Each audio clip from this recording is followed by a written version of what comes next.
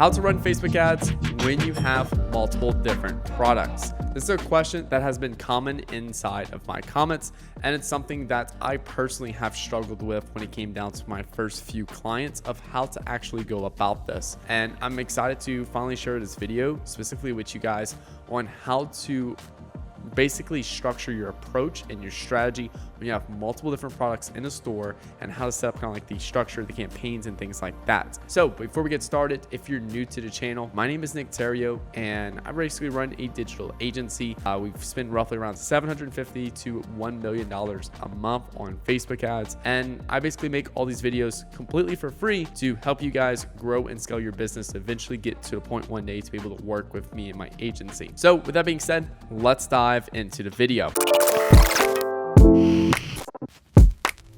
So first, before we start diving into, okay, you have multiple different products, you're pushing Facebook ads, and the biggest headache, I guess, that a lot of people experience is the fact that the multiple campaigns. And look, to be honest, guys, the way my ad account structured looked like when I was running ads for this, the first time for a store with multiple different products, I literally had something that looked like this: tofu, mofu, bofu, for like product one. And then I would have like literally the same thing for product two, and then ongoing. Okay. So it was consistent.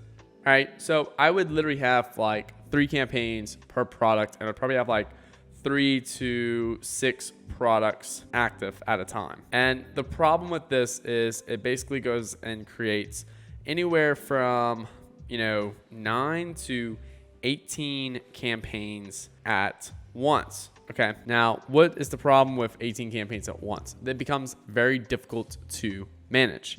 So how do you actually go ahead and address this? And again, for this particular store, this was a clothing store. So just to give a heads up for you guys as well, of what was being pushed in that asset, and that's, particular instance right there.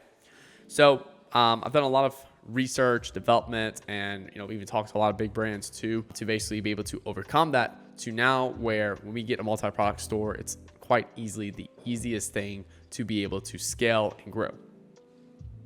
Sorry, I thought someone was knocking on the door, but it was my dog simply putting his bone on the ground. So the strategy we take now is, first off, we have to ask ourselves, is multiple products needed? Okay. So the big question we ask ourselves is multiple products needed? And the reason why we ask ourselves is because a lot of people try to push multiple different products, multiple different campaigns all at once when it's just not needed. Okay. And look, I've worked with clients and partners that are like, hey, Nick, we need to be running campaigns for all products to push all the products and stuff like that. And it burned a lot of money. Okay. Now we basically come in and we're like, hey, first off, you don't need to push all your products. Secondly, you need to go ahead and look at it from, okay, what is the best selling products? And that's the first thing you got to do. Okay. So if you sit back, what is the best sellers? So let's say, for example, right now, we have a clothing brand. Maybe it's, jeans, or let's just actually give it a little bit more specific.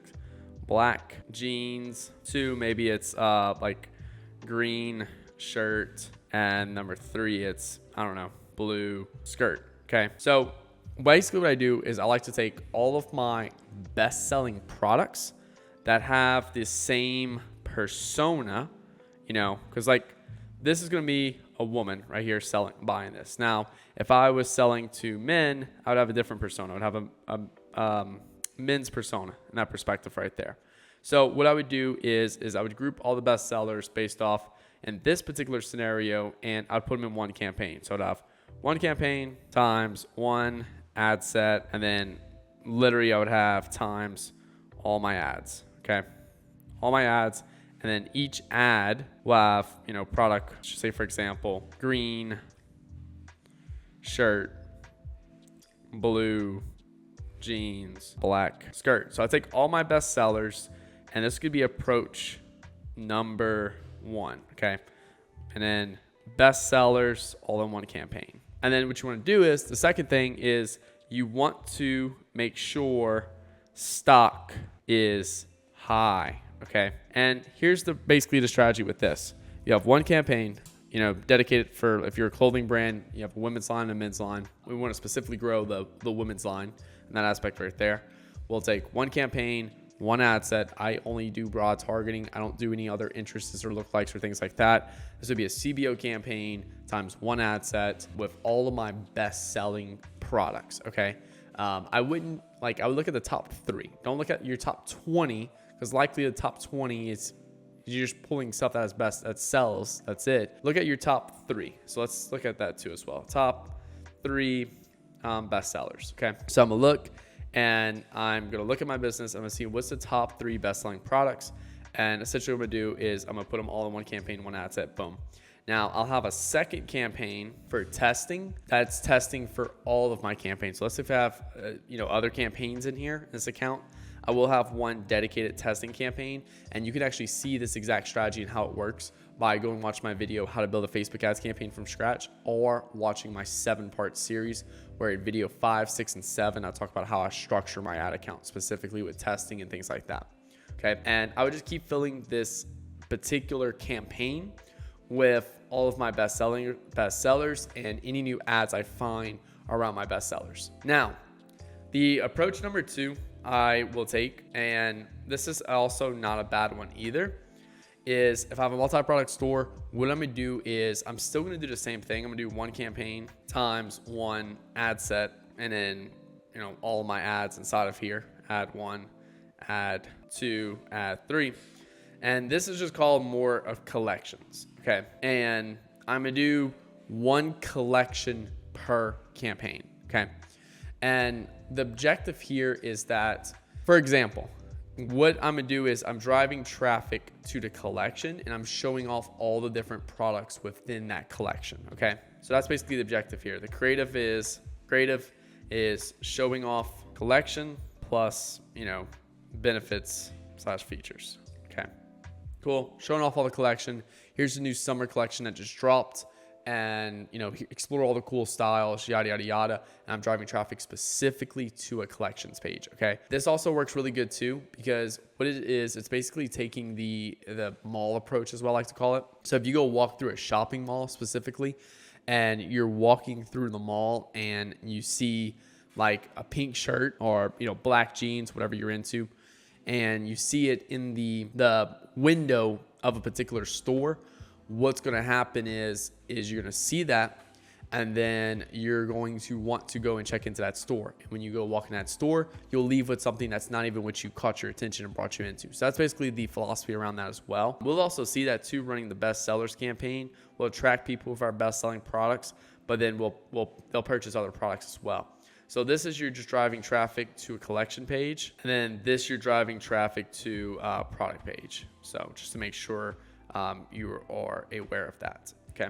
So that's another approach. And then approach number 3, this comes down more to, let's say, for example, we're a men's clothing line specifically, and we're pushing a best sellers campaign. We're crushing it. We're scaling. We're growing the business in that sense right there. But then we want to launch a women's collection. Okay. What we're going to do is we're going to create a second campaign to push specifically for that women's line, because we want to grow it and push revenue.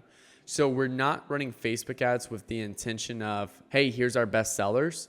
It's more of the intention of, hey, we need to grow this line specifically. Okay. So approach number 3 is just looking at what are your business objectives. Okay. So maybe we need to push a new product that just dropped, or collection. Okay. Boom. So in this sense right here, we're basically going ahead and we need to push traffic specifically to this product or this collection. So here, let's create a new campaign and let's force spin to these specific things. Even though we're not best sellers yet, best selling collections or products yet, we need to grow this specific line of the business. Okay. We need to move inventory. Let's start pushing that aspect right there. So then I'd create a second campaign to push traffic to it. So these are 3 key approaches I take, and realistically, I keep it pretty simple, because I actually discourage a lot of people from for trying to push a lot of different products on the store, because the likelihood is, you'll have a few products in your store. You'll have like product 1, 2, 3, 4, 5. And like product 1 will be like 70% of your sales. And like 2 be like, 20%, or like, let me say that 20%. Let's say like 15%. Then this will be like 10% of sales. And then this will be like, 4%. And this will be like 1%. Okay. That'll be like your 4 or 5 products. Now, the key here is, why would you market this product when you barely attribute a lot of your sales? Okay. You need to look at, hey, product 1 sells the best, so let's double down on it. Okay.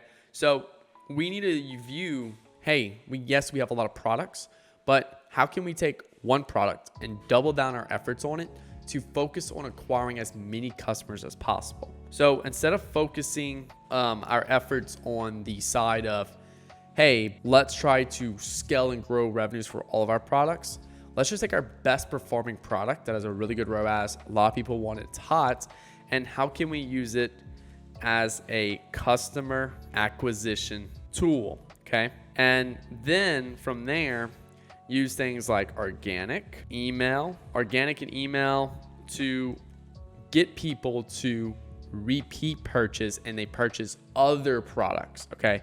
So this is a big thing that was a big shift for us, is that, okay, cool. Yes, we have a few different approaches. We can structure your ad account, things like that, and push. Now, the next thing is, when we're deciding those products, why do we need 10, 20, 30 different products in the ad account? That just makes no sense at all. So let's take the top 1, 2, or 3 products that does amazing on a ROAS perspective, that we have a lot of stock of, and let's push a lot of efforts on it and scaling up as high as we can, and using them as purely as a acquisition tool to acquire new customers. Because look, to be honest, it's a lot easier just to focus on one product and creating a ton of ads around it and really scaling the business forward with that one product, versus trying to scale and create ads for 20 products. It's just going to be really hard to manage, and it's gonna be very difficult to do in an effective way. If you have one product you can push really hard, scale, keep a lot of inventory of, use that as a customer acquisition tool, and then you have these other products you can upsell them and through like email marketing and organic content, text reminders, SMS, things like that.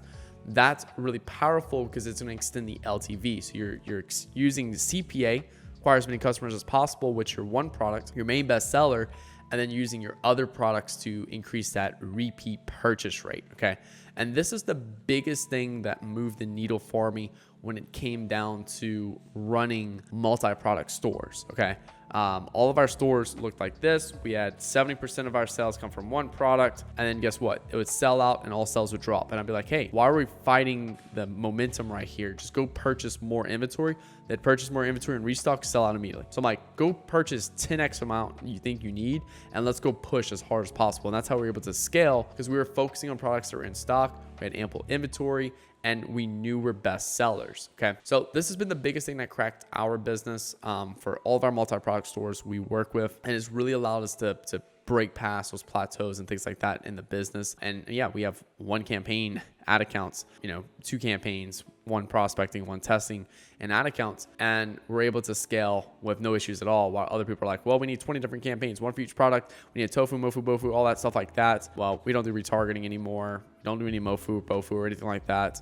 Simply just do prospecting. We only use one audience broad, and we just put all of our best ads that we find. And by creating new ads on a weekly basis with the intention to create ads that's going to increase the business's revenue and things like that. And yeah, we're crushing it. So that's what I recommend for you guys for like, hey, what do you do, Nick, for a multi-product store? If you enjoyed this video, make sure you hit the like button and hit that subscribe button for new videos every Monday, Wednesday, and Friday. And if you're a business owner doing at least 50 to 100K a month in revenue, make sure you click the link below to book a call with me and my team. We'll hop on a call together. We'll do a strategy session around your business. You can take that and run with it, or you'll have the option to work with us if you choose. So thank you guys again for watching this video. My name is Nick Theriot. Talk to you guys later. Peace.